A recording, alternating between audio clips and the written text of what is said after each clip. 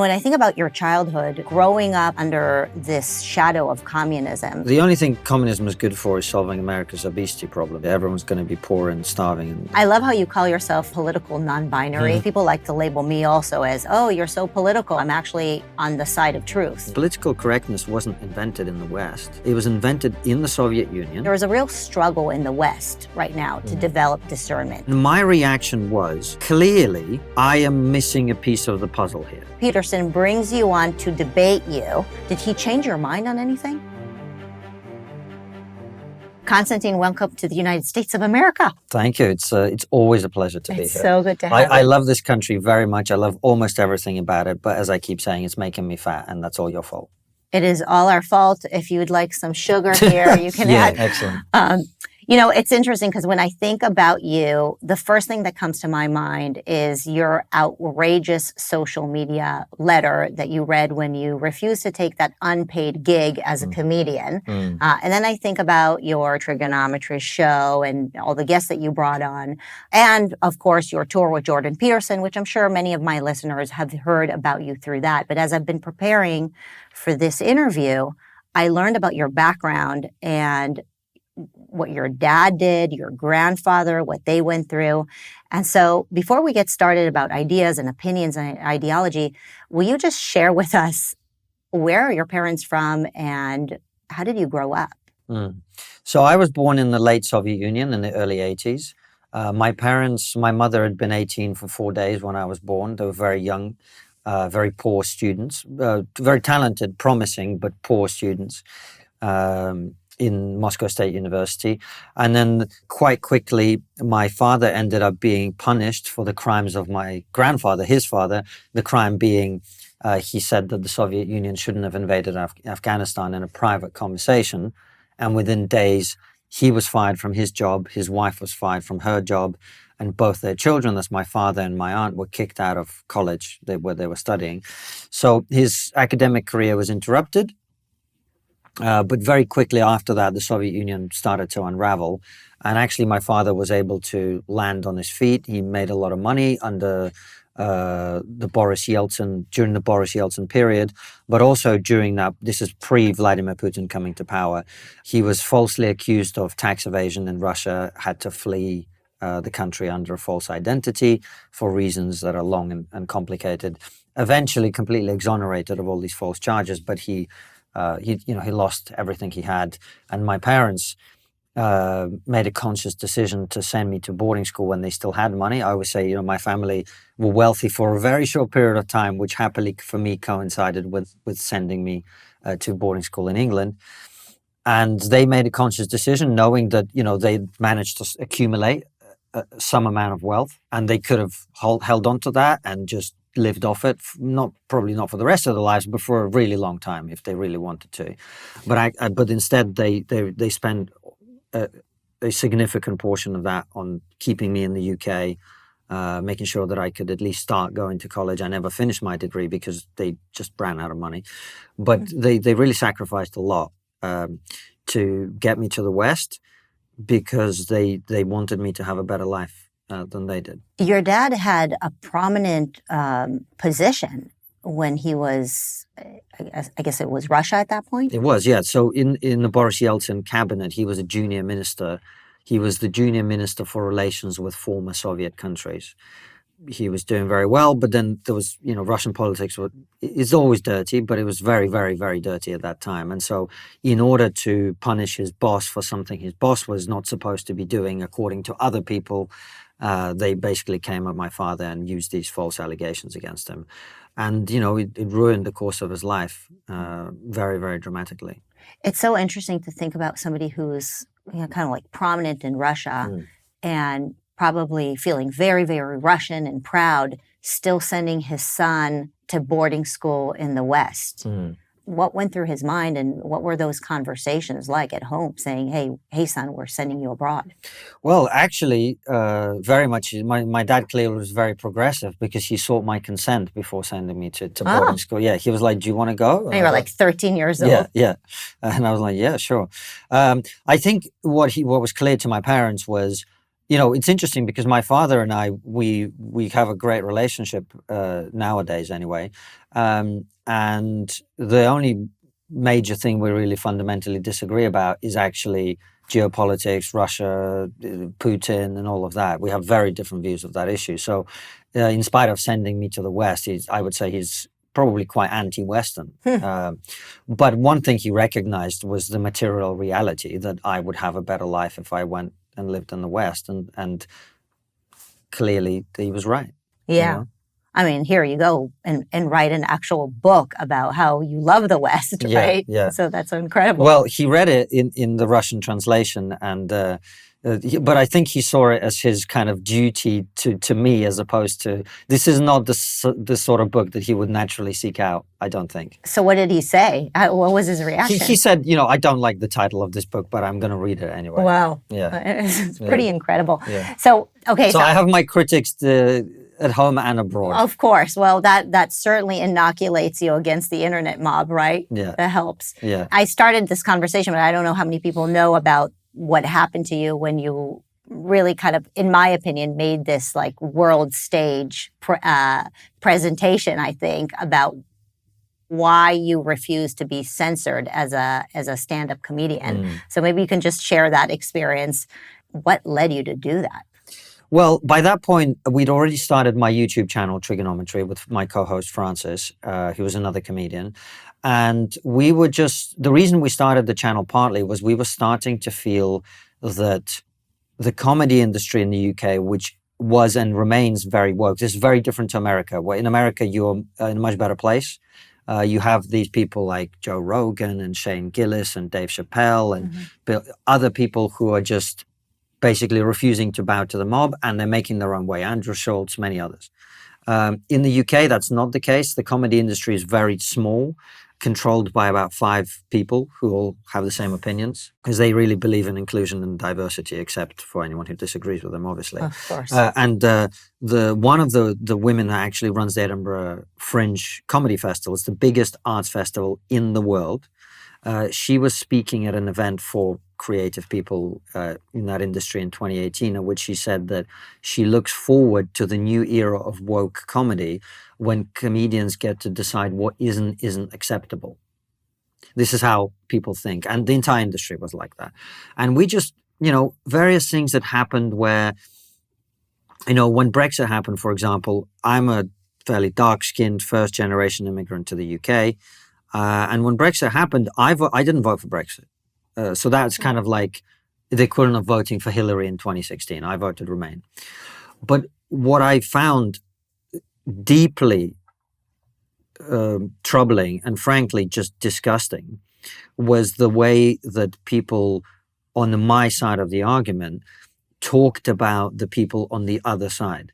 My reaction, so see, when Brexit happened, I was shocked by this. I hadn't looked into any of the cultural stuff that I now, am in conversation often about. And my reaction was, clearly, I am missing a piece of the puzzle here. If I didn't know many people who voted for Brexit and I was shocked by the outcome, and yet 52% of my fellow citizens voted for this thing, there've got to be a few pieces missing in my understanding of reality. Number one, it seems that my circle is not reflective of the wider country. Number two, I may not have explored these arguments sufficiently to understand the issues involved. And number three, the explanation that I'm being given by people on my own side, which was half the country is evil, racist, bigots, blah, blah, xenophobe, whatever. I just instinctively knew that that is not a viable explanation because that was not my experience. I'm not saying there are no racist people in Britain or intolerant people or whatever, but the idea that half the country, that's insane. That's just not accurate. It's not reflective of my experience. My experience in pretty much all Western countries that I've been to is that when you tell people you're from another country, they're generally curious, open-minded. They want to ask you questions. If they see that you are someone who's made their home in the country and you're integrating and they will encourage you and help you and support you. That's been my universal experience pretty much. So when people started saying that Brexit happened because of that, I just thought, okay, this can't be true. So we started to, ask questions and talk to people who'd voted for Brexit on the show to try and understand it. And then in the comedy industry, that manifested itself in, we went through this whole period around that time, 2016, after Brexit, 2017, 2018, where this idea of punching down, I don't know if you're familiar with this concept, and it's worth explaining because it's the most ridiculous thing ever. But it's sort of this idea that, as a comedian on stage with a microphone, you have power, right? And there are all these other groups of people who are, they don't have as much power. In some ways, they're beneath you. They need your condescending, kindness, and you've got to be sensitive and you've got to treat them with kid love. So, for example, you can't make jokes about women if you're a man, because women are an oppressed group and you are in a position of power. You can't make jokes about different ethnic groups or the differences between ethnic groups. White people are like this, black people are like that, because that might, and it's this very they say it's about compassion and respect and understanding, but it seems to me an incredibly superior and self-aggrandizing way of thinking about it. So we have this idea that you can't make fun of people who are quote unquote victims of life. And yet, when Brexit happened, comedian after comedian, because when you're a comic, you spend most of your time standing in the green room listening to other comedians on the same show when you're doing the circuit. Went on stage, comedian after comedian went on stage, and they would say, all the old people that voted for Brexit should die. There was variations of that joke. And look, there's ways to make jokes about how people you disagree with should die. I mean, that's a staple of comedy. People have always done that. That's cool. But there was a less jokey and much more literal tone to the way that preach. Yeah. And it wasn't like, hey, here's a funny joke about old people voting for Brexit. It was more like, old people voted for Brexit, we hate them. It's clapter. It wasn't laughter, it was clapter.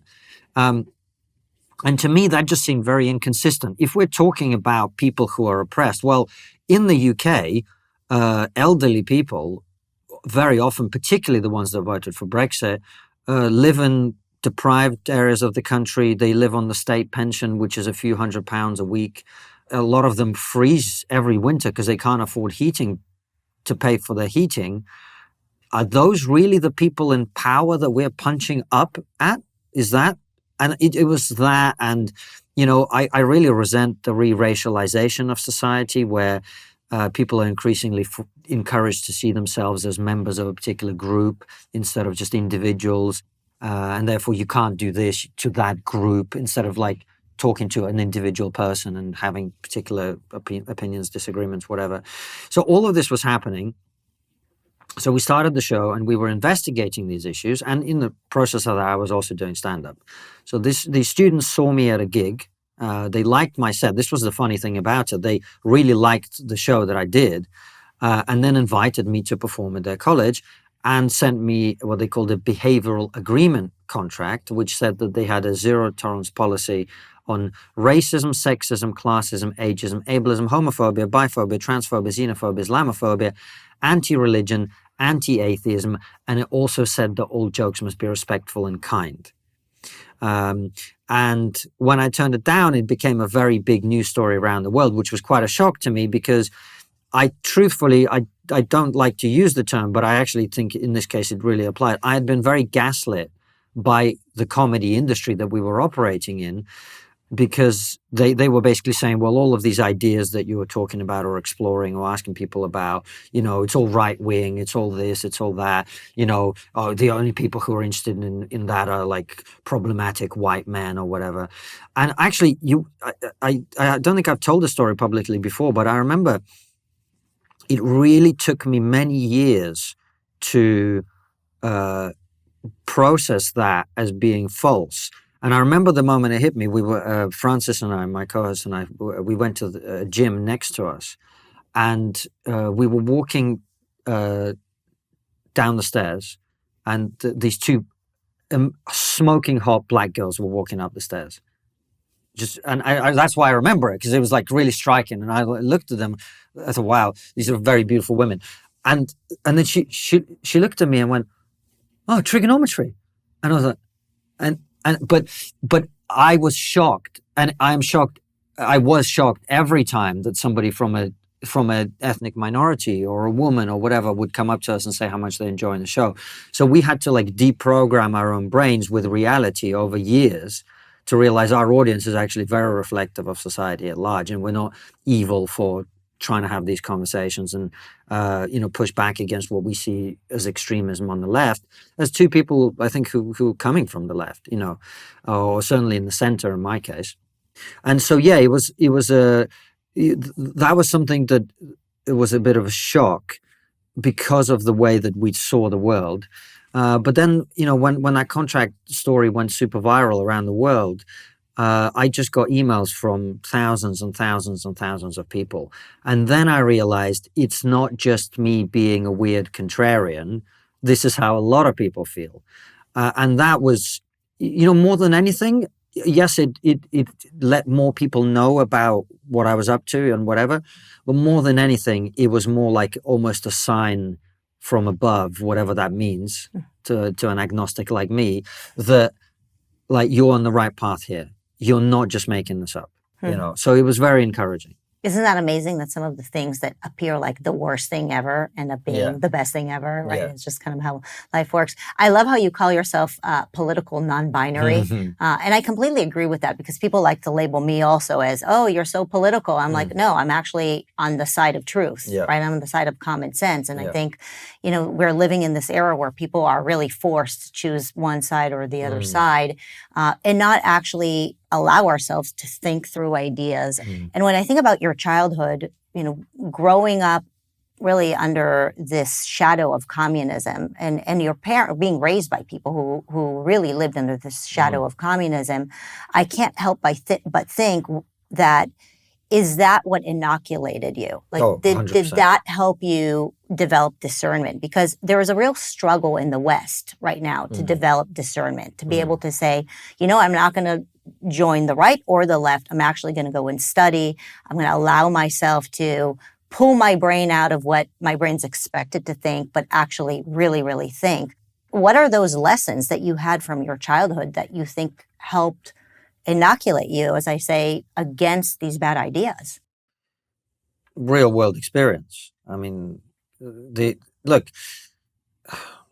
the only thing communism is good for is solving America's obesity problem. If you institute it, everyone's going to be poor and starving, and that'd be great. But that real world experience, I think what it really taught me, the stories of my family, my grandmother being born in a gulag, all of it, is that the reason ideas like communism and radical socialism don't work is that, well, there are many reasons, but one of them is, and one of the reasons that it should be resisted at all costs, is that in that sort of system, because what you're doing is you're taking away from the productive people to give to the unproductive people, that necessarily requires a high level of tyranny, because productive people don't want to give away the things that they've generated to people who haven't, right? And so, first and foremost, it's a system that is dependent on authoritarianism. And so if you oppose authoritarianism, it doesn't really matter whether you oppose communism or not, because those are inseparable. You cannot have a radically, quote unquote, progressive society without a radical level of authoritarianism and tyranny. It's not possible, because the idea is so contrary to human nature. You have to use a lot of force to put it in place. But to your broader point about, not falling into the trap of polarizing your own brain, look, I think it's a natural consequence of the fact that ultimately every 4 years at an election, you either pull this lever or that lever.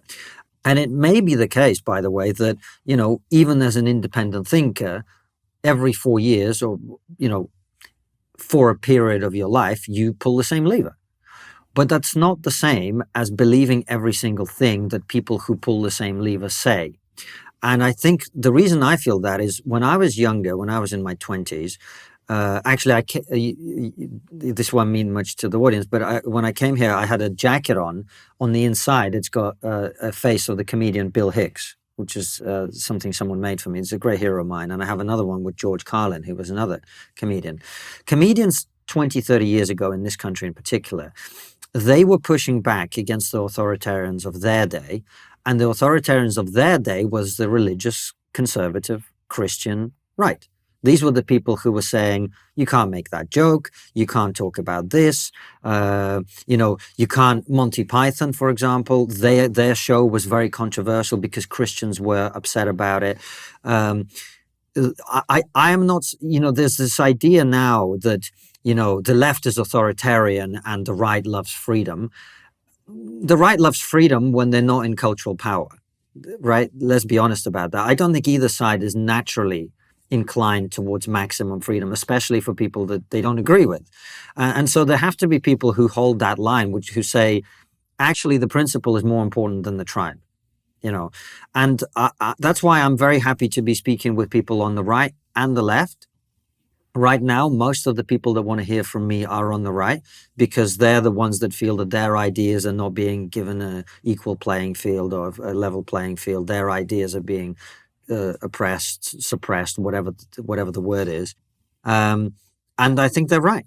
I think that's absolutely true. I think there's been a tremendous amount of, the tolerant people being extraordinarily intolerant. And I think the place we're in terms of all the polarization that we're seeing is largely a product of that, a product of people who are divorced from the reality of their fellow man, the reality that while for them, their particular experience of globalization or their particular experience of immigration or their particular experience of all these things that are happening in society, they've got a French au pair or whatever. They think of that as immigration. Whereas if you are an electrician, your experience of immigration in the UK is you can't buy a house, you can't have kids, and your wages are plummeting in real terms.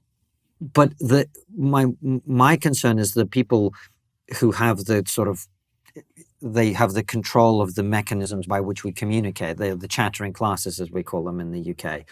They don't have any interests in the experience of other people, as I didn't when I was surprised by Brexit.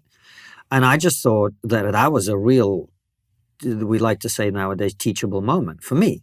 And I took it upon myself to teach myself some things. And so I sought out people who I didn't agree with, people that I used to, you're evil, I remember listening to, after the 2016 election here, after Donald Trump got elected, I watched every single interview that Steve Bannon did. And I hated Steve Bannon with a passion.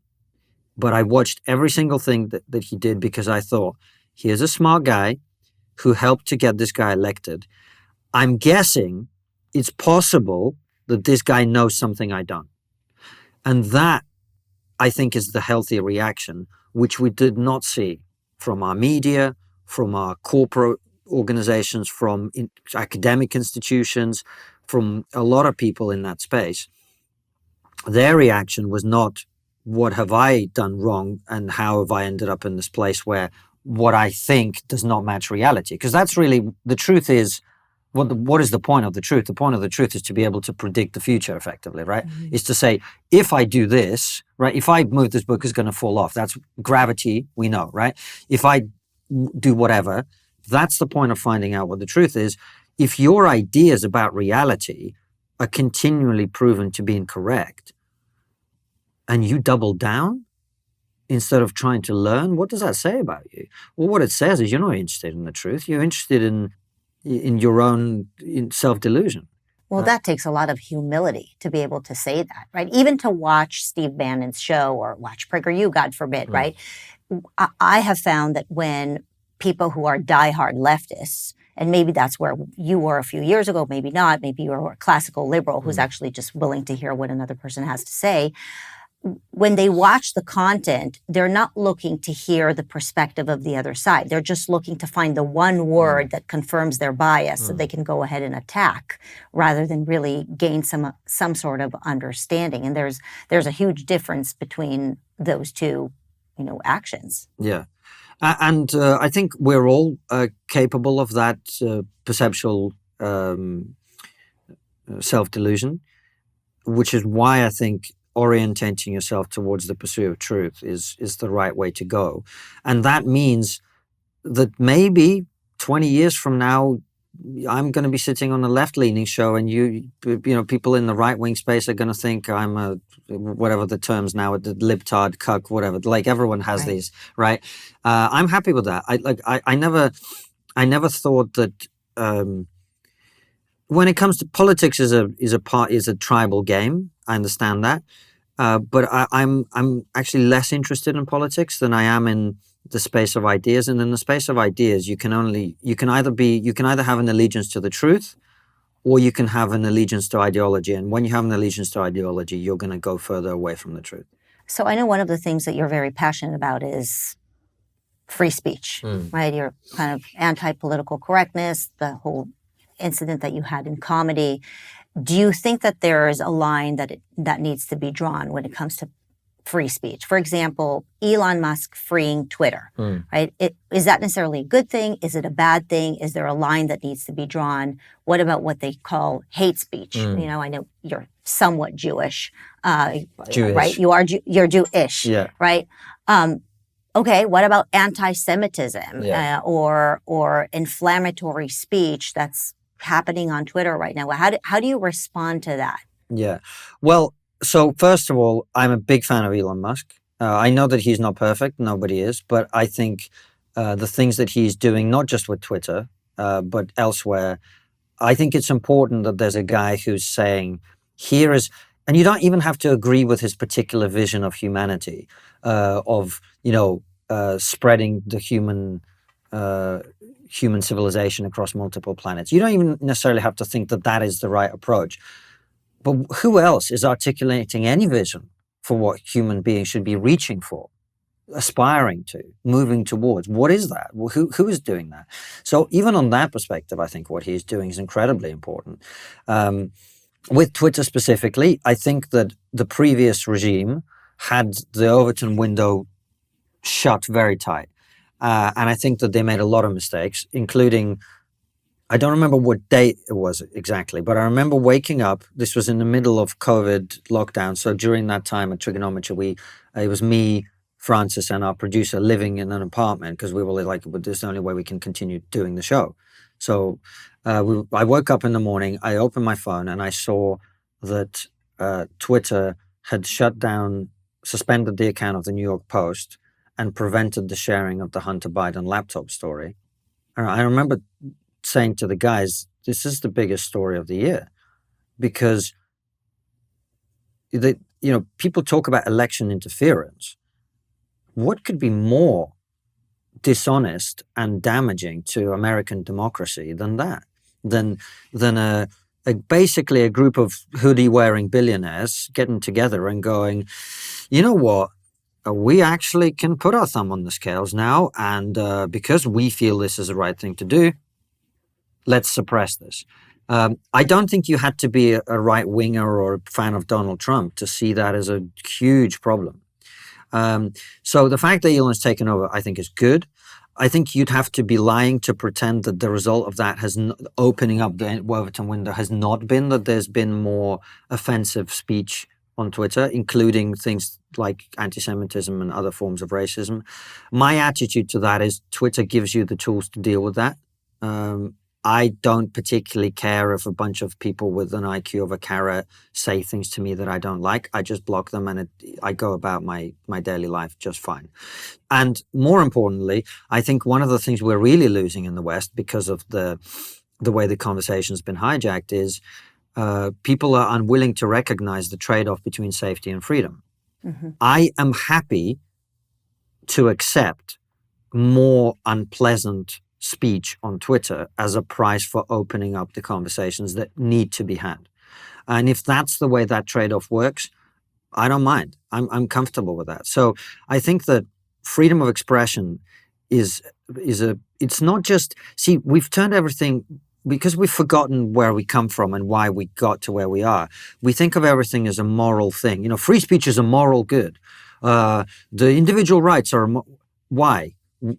And increasingly people are unable to explain why freedom of expression or individual rights or other Western values are good. So let's first of all talk about that. Without free speech, you don't have the technological progress and the technological, frankly, dominance that we have around the world. Why? Because when you have freedom of expression and freedom of research and freedom of science, people are free to pursue their crazy ideas in a way that is without restraint, without government interference. And then, of course, you lay on top of that the capitalist model where if you come up with a cool idea, you can really make a hell of a lot of money because it's of value to other people. It's not the case in most other countries. In China or Russia, science is government directed, government managed, and that's why they're not as making as much progress as we are, and they haven't made as much progress as we have historically. But it works at every level. Victor Davis Hanson, who I'm sure you know, he's talked about the fact that Western armies fight better because of free speech. What do I mean by that? Of course, you don't have free speech in the army, but what you have is a flatter hierarchy where the soldier on the ground can pass information up the chain of command without being fearful of being punished for doing so, which is not the case, for example, in the Russian army nearly as much.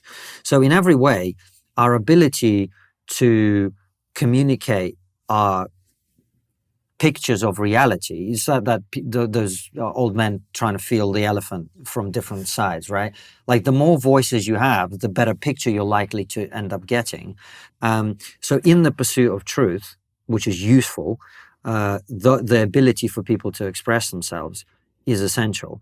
And the other things that people should know is we are increasingly using the language of the enemy. Political correctness is a very good example of this. Political correctness wasn't invented in the West. It's not a Western idea. It was invented in the Soviet Union in order to say to people, comrade, what you're saying is factually correct, but politically incorrect. And it never had anything to do with not offending minorities, not sounding sexist. Never had anything to do with that. It was all about the same thing that it is about now, which is enforcing the party line. You must not say this, not because it's not true, but because it makes people uncomfortable. Well, tough. Being uncomfortable is part of life.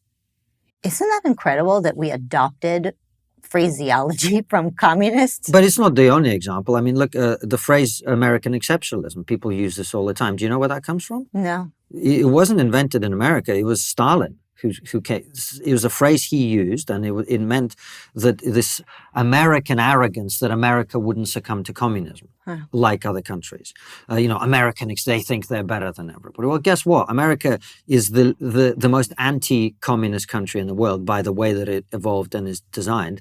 And America did withstand it, and it will continue to withstand it as long as we stop using the language and the ideas of the enemy and allowing our education system and various other institutions to be taken over by these people.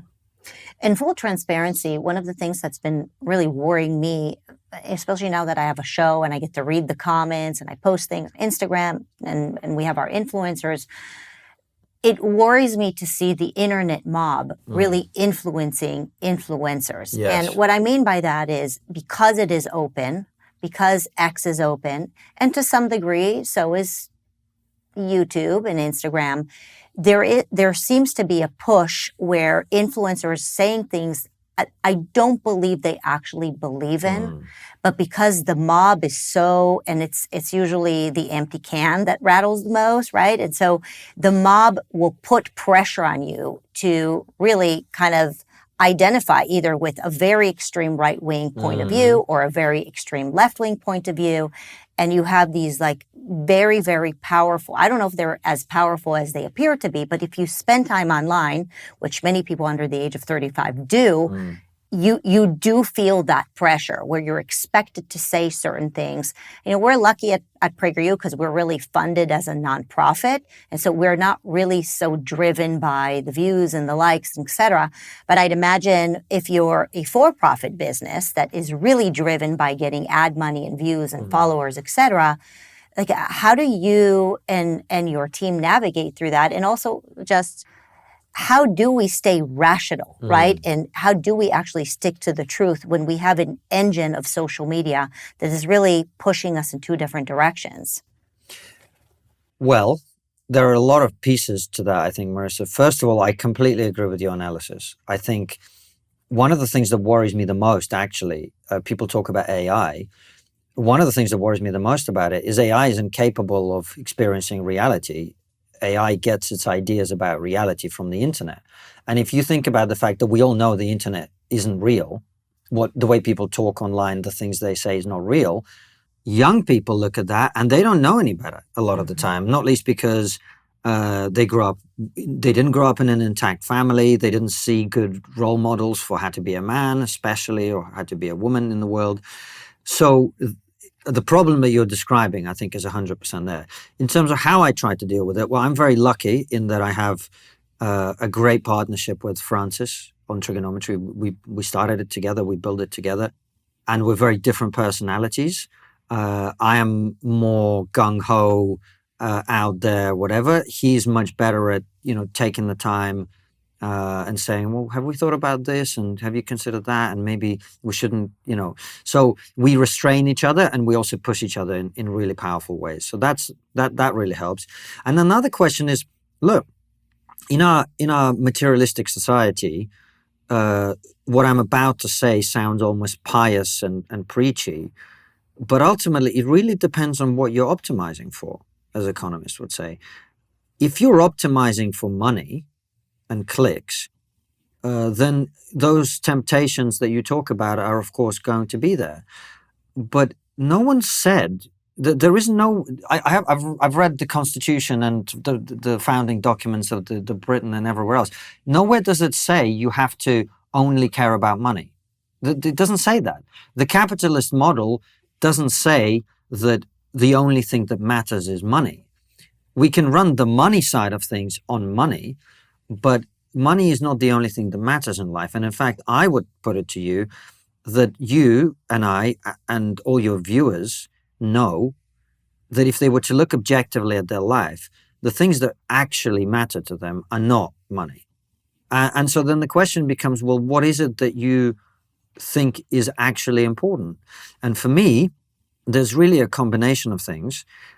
First and foremost, I come from a family of people who were sent to concentration camps for expressing opinions and for saying the wrong thing and for trying to describe truth as they understood it. And I'm not prepared to dishonor their memory by pursuing something else in order to benefit myself materially. I'm interested in the truth.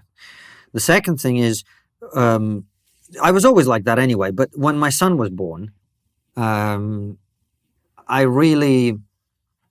became much more responsible with the way that I behaved online because, coming from a stand-up background, if anyone says anything to you on the internet, you're like, I know how to take you down. I know how to make you look like an idiot here. Here's a joke about it.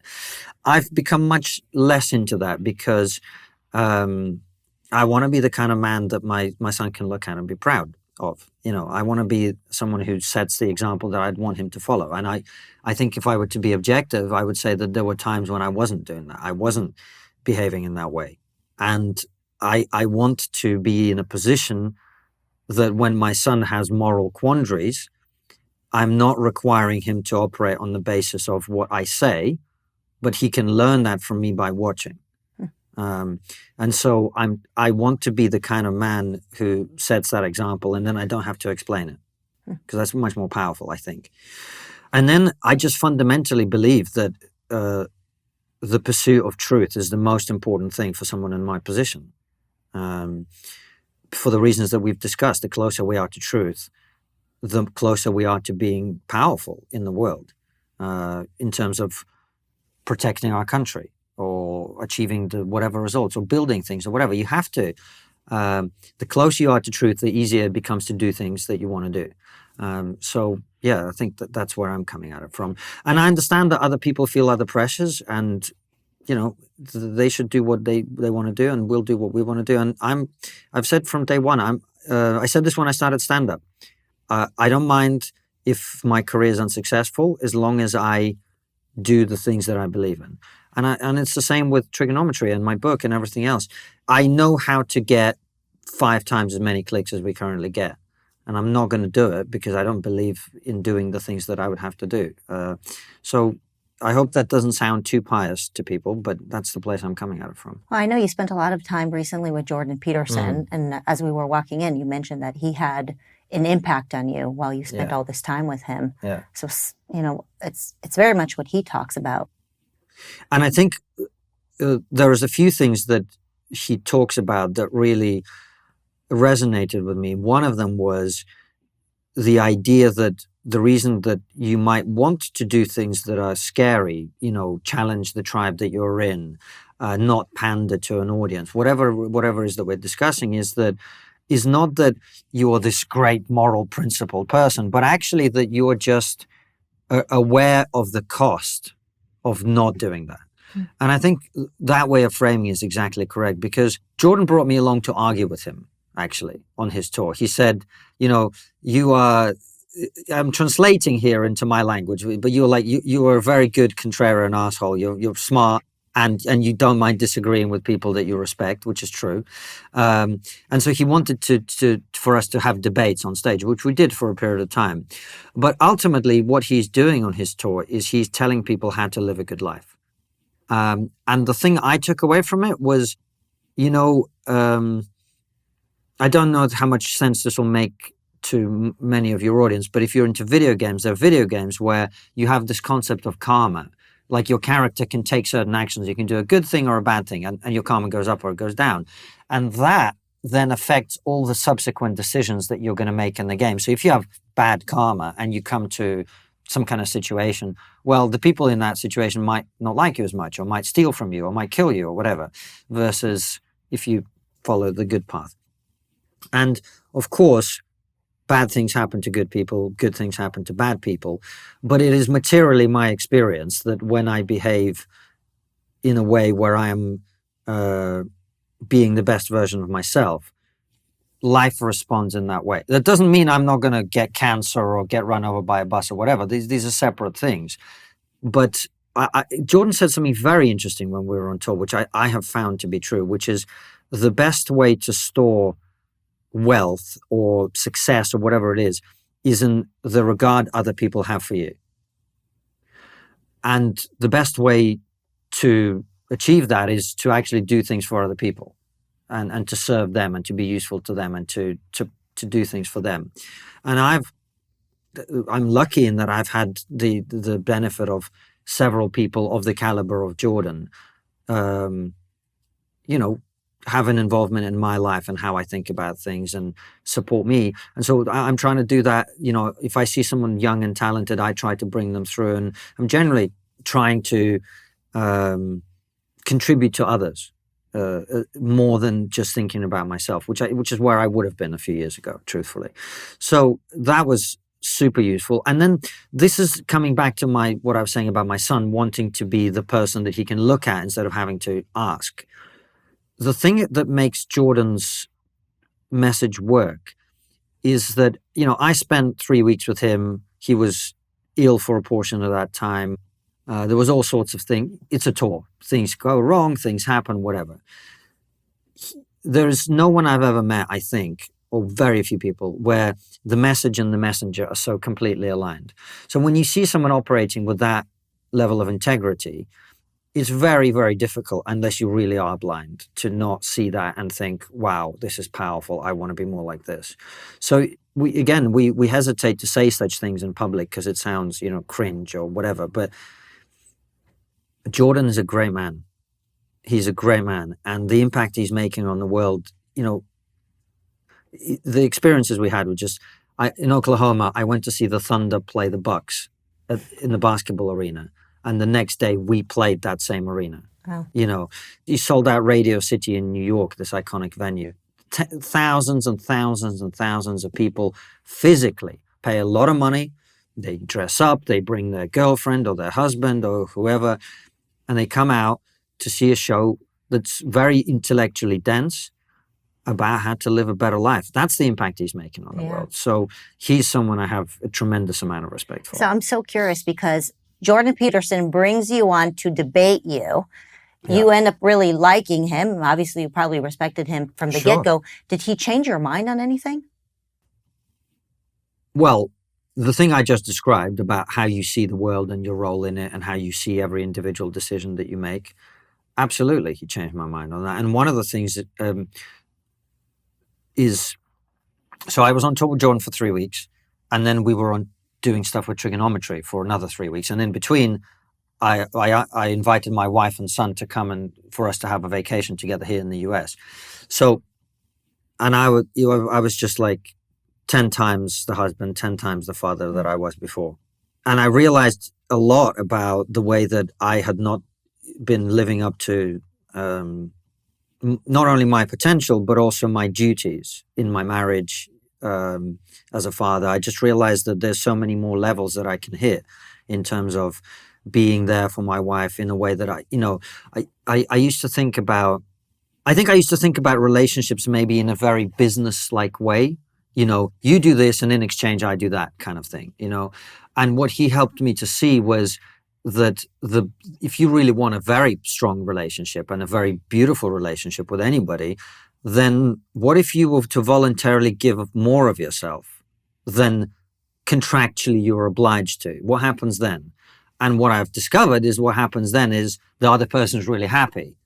And then they give more of themselves, and it's just this virtuous cycle. Whereas if everybody's sitting there with an accounting spreadsheet of you did this and I did that, and so it really just opened me up to be much more generous, and experientially that seems to work really well. So we also had the thing he actually brought me over to discuss with him was God and faith, and whether it's necessary and whether it's real, and what is the nature of belief. And he said to me, I'm making some extraordinary claims here. And I certainly felt that we were able to do the job he brought me over to do, which is to find the areas where perhaps he was overstretching the boundaries of reality a little bit, making claims that I don't want to say that they were not true, but they were not things that he could then prove, let's say, right?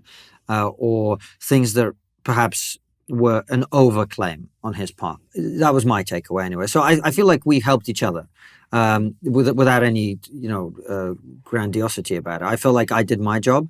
He was extraordinarily generous. And actually, one of the things he said to me at the end is he was like, I'm so sorry I haven't given you more time, when I felt like he'd basically spend the entire time giving me advice and that I'd asked for. And just, really encouraging me to be the best version of myself.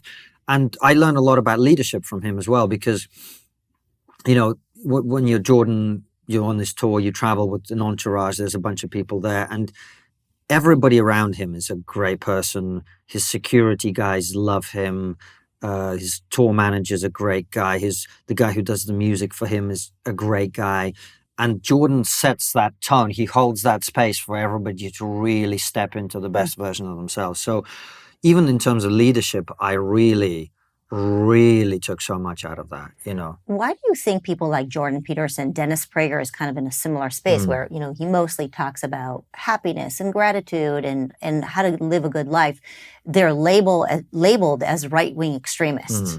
I mean, you find that a little puzzling, given that you've spent so much time with him, and like everything you discussed right now, all the things that you've learned from him, all your interactions with him seem to have very little to do with anything political.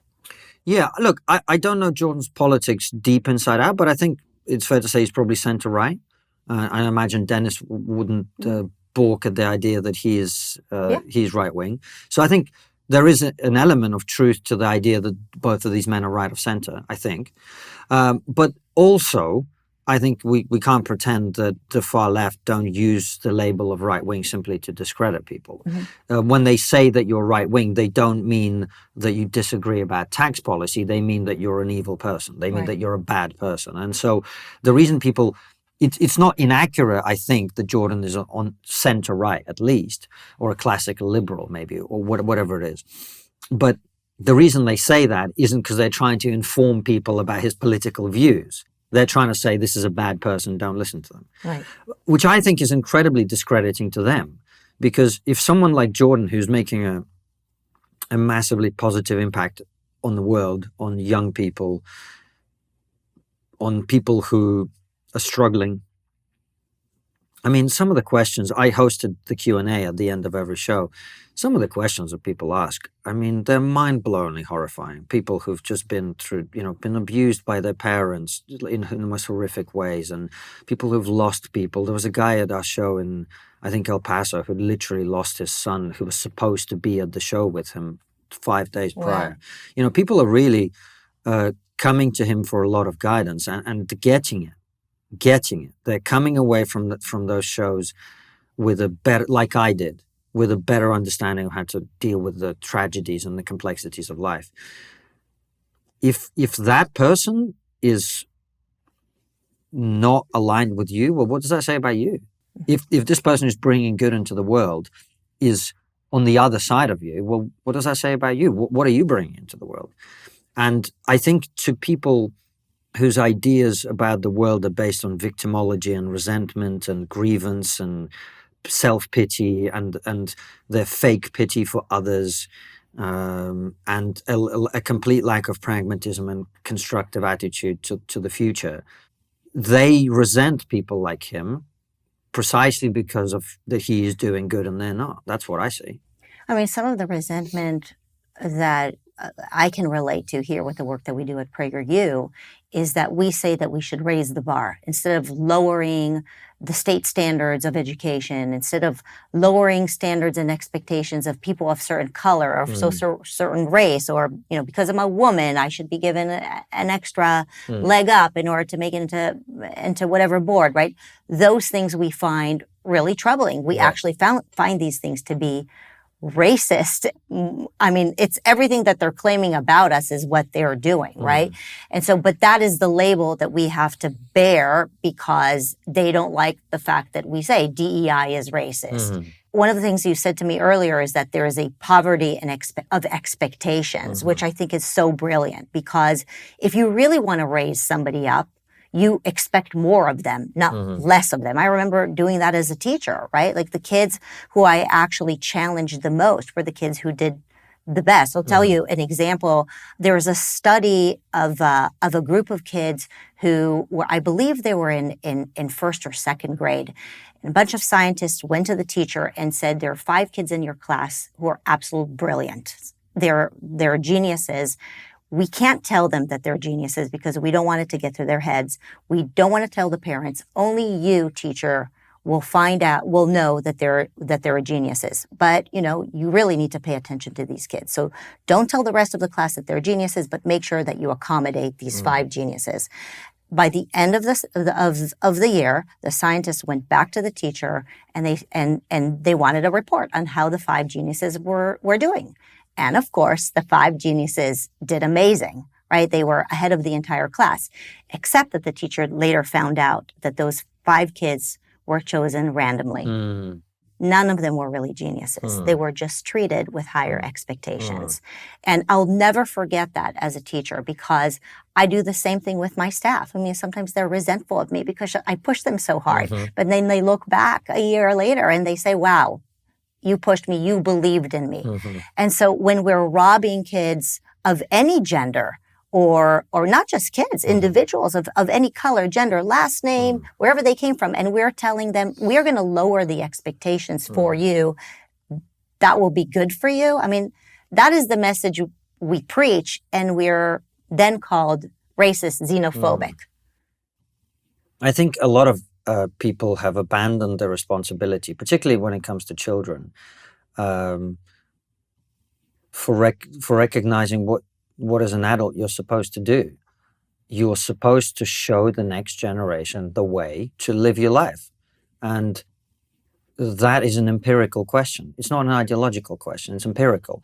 Is it more useful for a child to be encouraged to fulfill their potential, or to navel gaze and analyze the precise way in which they didn't have as much as Johnny the neighbor? Well, guess what? Wherever you go in life, there will be people who had it worse than you. There'll be people who had it better than you. There'll be people who got dealt a hand of cards that you couldn't even imagine someone getting that good a hand. And there'll be people that you couldn't even imagine getting that bad a hand. And when you play the game of life, The only option you have is to play the cards you've been dealt with to the very best of your ability. You either do that or you do not that. And when you do not that, you get worse results. So I just don't see it as an ideological issue. DEI is racist, irrespective of whether right-wingers like PragerU say it, or whether center politically non-binary people like me say it, or whether progressives who are opening their eyes. Like my friend Bill Ackman, for example. I don't know if he's progressive exactly, but certainly he's coming to this issue. Another politically homeless. Right. He's coming to this issue with fresh eyes. It doesn't matter. The truth is irrespective of who's saying it. Even the worst people that I may disagree with, when they say something that is true, pretending it's not isn't going to help, right?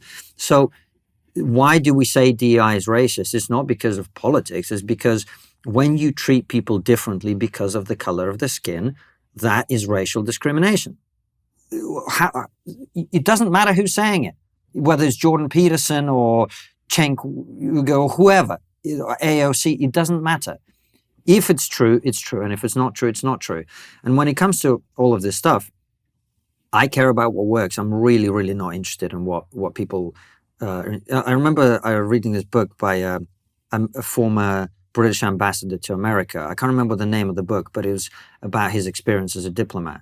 And he talks about how he became a diplomat in France, and they were discussing some kind of potential solution to some kind of problem between Britain and France. And he says at some point, one of the French diplomats threw up his hands and said, well, I agree with you that this works in practice, but I don't think this works in theory. Right. I couldn't care less about whether something works in theory. And I think quite often we get distracted. I think people on the left are prone to thinking that things that make them feel good work instead of looking at the data. And people on the right sometimes are misled by thinking that things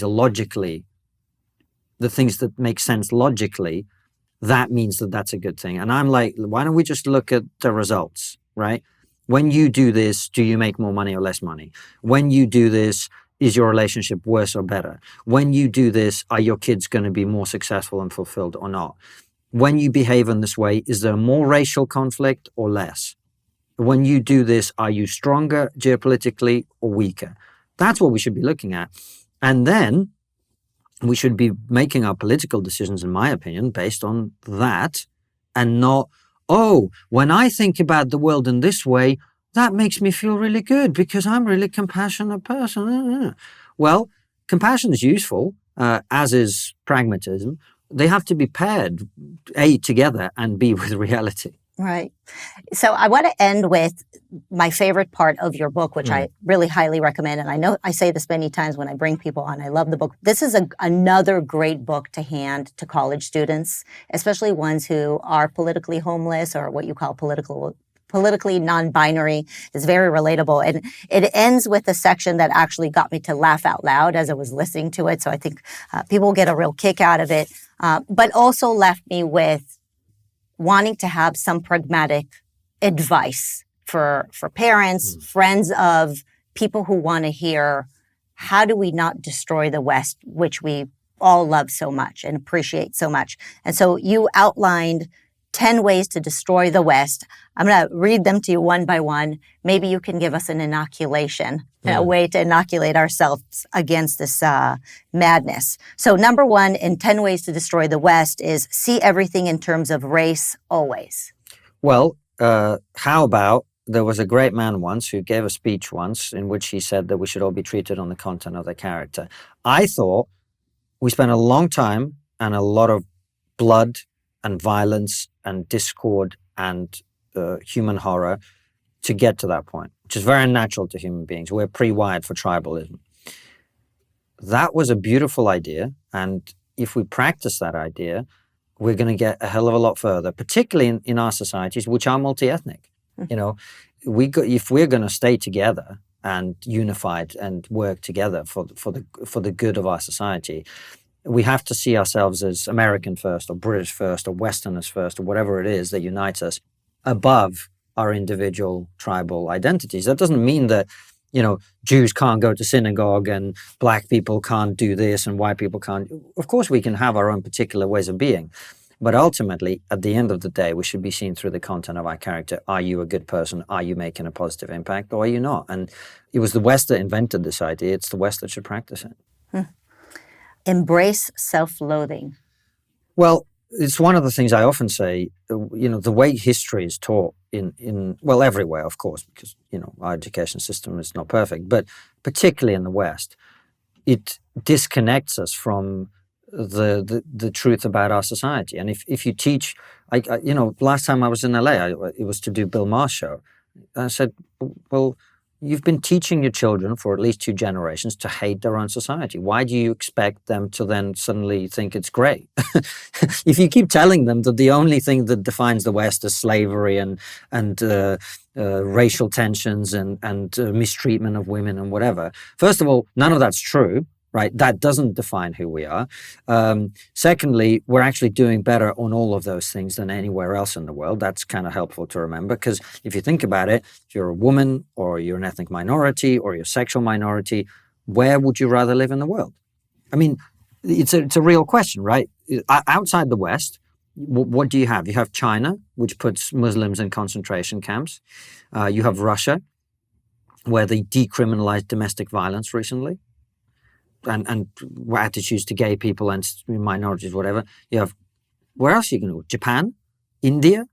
Where is this great utopia that we're always comparing ourselves to?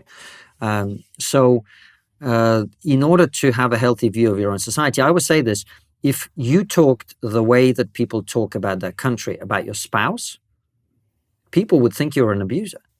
If you said, you know what, my wife is the biggest piece of shit in the world because 200 years ago she did this. People go, well, hold on a second. Your wife is not perfect and she did certain things, but you have a duty to work that out, and you accept her with her imperfections, and there are lots of other people you could compare her to, and she's clearly good in these areas. That's how you talk about someone you love. You would only talk in the way that some people now talk about their country, about someone you truly hate and despise. And I don't think you can preserve something that you despise. Why would you? Why do you think we are so susceptible to these kinds of ideas? On the one hand, we know that the way Western values have developed has led to the most prosperity, right? This is why we love it here. Do we know that? Do we know that? I don't know that you could get many 20-year-olds now to explain how we are here. Why are we here? And even to be able to put where we are in context against other places. The idea I just mentioned to you of having to compare our society to others, I don't hear anyone else talking about this. So I think one of the reasons is we've been teaching our children, A, that their society is bad, and B, in order to be able to teach them that, because it's obviously not true, you have to then not teach them about every other society that's ever existed. So this narrative, for example, look, America has rightly a very difficult conversation about race and slavery and so on. But this narrative, we have this in the UK as well, that, there was no slavery. And then the British Empire came along and invented slavery. And then, woke people came along and ended slavery. That's kind of how many people think about that issue. Well, that isn't true. I mean, slavery existed everywhere throughout history. Slaves were probably the first good that human beings ever traded amongst each other. Africans practiced slavery long before the evil Western colonial powers got there. The Africans were the ones capturing the slaves. And we, in the West, the British Empire in particular, were the people that actually ended it at great cost. And not only in our own, we didn't just end the slavery that we were doing that rightly we should have ended, that was terrible. We also spent a great amount of money and blood to force other countries that didn't want to end the practice, and still don't in some cases, to end it as well. So it's a complete inversion of history to try and say that we are the most evil on that issue. On the contrary, I always give this example, I give it in the book. If 30 years from now, the vegans get their way, and we all agree that eating animals is a great sin and evil and whatever, and we are the first people to come to that realization, would we then say that we were the worst people? That doesn't make any sense, just logically, right? So I think the way that we talk about all of these issues is designed to separate people from reality and history and a contextual understanding of it. It's why I always plug anything that's ever been written by Thomas Sowell, because I just think he's so good at unpacking all of this stuff. And of course, because he happens to be black, it means that people can't then just say, oh, this guy's a racist, and you can actually listen to the ideas then, which is helpful. Right. It's like we have the best ideas, but the worst way in teaching these ideas, mostly because of the Department of Education and the teachers' unions and all of the Marxists that have corrupted our systems and teaching our kids to basically hate the West. That is what's happening. I want to fast forward through the rest of them because people can actually read I'm your not book. giving you the succinct answers that you wanted. No, you're giving great answers. But I think the most puzzling thing to me and what we're seeing and living through right now is how people are being useful idiots. And I'd love for you to give us a sense of how do we inoculate people out of being useful idiots? Well, I think the orientation towards being genuinely interested in the truth is the only way to deal with that. You have to be interested in the truth instead of what makes you feel good. And it's one of the other things I took away from my time with Jordan. What makes you feel good in the immediate moment isn't necessarily the right thing to do. It's not like I didn't know that before, but I experienced it in a different way. And this is also true of ideas. Ideas that make you feel good are often not true. It's why they make you feel good, because the truth is quite unpleasant often and it's difficult, and it means you have to do things you don't necessarily want to do. So you have to think about what the truth is instead of going along with things that you are cognitively predisposed to. And if you find yourself demonizing other people, if you find yourself calling people names, if you find yourself treating people badly, if you find yourself angry and resentful and bitter, that probably means you're not doing something right? Like, if you are hateful towards other people because of politics or whatever, then you have to consider the possibility that you have bought into a way of seeing the world that is corrupting you, ultimately. If you are filled with hate because you are such a progressive, tolerant person, don't you see the contradiction there? And this, these hypocrisies, as I think we both know, exist on the different poles of the spectrum. There are people who say that they're Christian and their message is love, that just go around hating people and mocking and criticizing and attacking other people. So we're all prone to these hypocrisies, and ultimately, you got to look at: is what I am doing a reflection of the ideas that I'm espousing? And if it's not, maybe it's time to change something. It's one of those great PragerIsms that Dennis likes to share. Does it feel good or does it do good? Right. Yeah. Well, Konstantin, it was great having you on. We love having you here at PragerU. Keep up the great work. And really, I recommend everybody go grab this book. It's a great one to share. Appreciate it. Thanks for having me. Thank you for having me.